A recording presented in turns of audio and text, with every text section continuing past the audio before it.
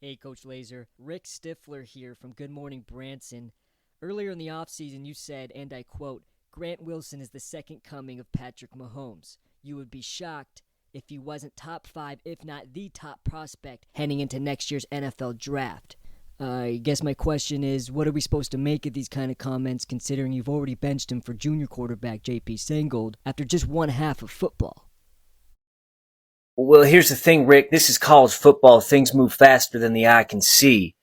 Last week's Heisman frontrunner could be next week's draft bust. You know what I mean? So we got to be careful with looking back in the past and bringing up old words and old nonsense. It's all it is.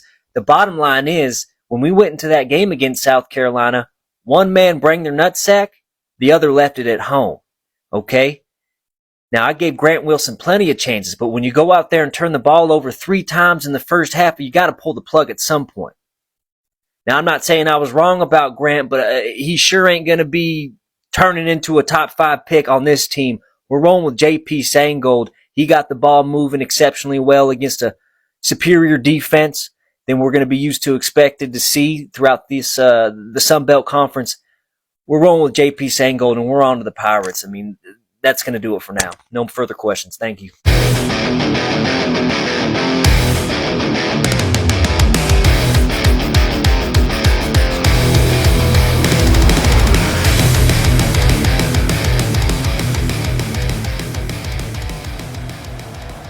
All right, JP, nice and simple today. We're going split right, X gazebo, fifth wheel, double date option, wide trigger Canadian bang bang. If you see that safety roll over, or check Henry, Dig Z, Ludacris, Runaway Love on 2 and 3. Week 2 was finally here, and we had our home opener against the mighty East Carolina Pirates. On offense, I wanted to focus on taking what the defense gives us. I told JP, hey, I know you just got the starting job. This is your first start of your career, and you're excited. But there's a few things we got to make sure of. 1, cannot turn the ball over. 2, give ourselves third and short opportunities. We don't have the line to be able to go 3rd and 10 and 3rd and 20. It just ain't going to happen. And even though we went 3 and out on the first drive, our offense would start to settle in. JP made it an issue to get the ball into his playmakers' hands, and that's exactly what he did, hooking up with 3 different receivers on this drive, including one big 3rd and 7 pass to Miles Alston to keep the drive alive, and more importantly, move the ball into the red zone. Unfortunately, none of this mattered, as the offense would string together the 3 worst plays I've ever seen in my life and put it in the hands of the field goal kicker who, well, guess what? Missed it. You gotta be shitting me! Come on! He's right there! Pirates would take advantage and go up by 7 points. We didn't panic, though. We stuck to the game plan, running it down their throats when we could, but it ended up at 4th and 4, and JP, he knew exactly what to do. Fired a strike across the middle to keep the chains moving, baby. We dinked and dunked until we couldn't no more, and eventually head coach decided to kick a 56-yard field goal even after the last kick, but as you can guess, he missed it again. Jesus Christ, not even close, Coach! What are we doing? Go for it! Defense! Being held scoreless 2 minutes into the second quarter was not an option for JP. He kept his cool, taking what the defense gave him, and then when he had the opportunity to strike, he didn't miss, running the ball into the end zone like a goddamn phenom. I couldn't have been more proud.